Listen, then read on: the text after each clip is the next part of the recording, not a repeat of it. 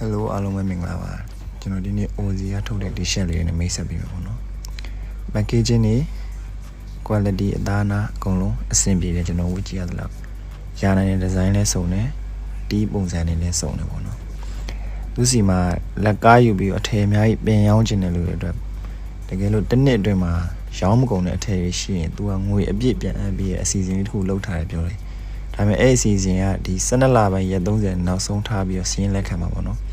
ကိုလိုချင်တဲ့ design ကိုလည်း customize လုပ်ပြီးတော့သူစီမှာအပ်လို့ရတယ်ကဲလို့ပြန်ရောင်းခြင်းတဲ့လူတွေလက်ကားယူပြီးပြန်ရောင်းခြင်းတဲ့လူတွေအတွက်စိတ်ဝင်စားရင်ကျွန်တော်အောက်မှာ mention ထားတဲ့အကောင့်မှာအသေးစိတ်သွားပြီးတော့မေးလို့ရတယ်ကိုသိချင်တဲ့အချက်လက်အကြောင်းအရာအပြည့်စုံအဲ့ဒီအကောင့်မှာသွားပြီးတော့မေးလို့ရတယ်ပေါ့နော်ကျွန်တော်ဝတ်ကြည့်ရတော့အကုန်လုံးအဆင်ပြေတယ်ဗျာဒီလားစိတ်ဝင်စားရင်သွားမေးလိုက်ပေါ့နော်ဆုံးဖြတ်ကြည့်ပြီးတဲ့အတွက်အားလုံးကျေးဇူးအများကြီးတင်ပါတယ်ခင်ဗျာ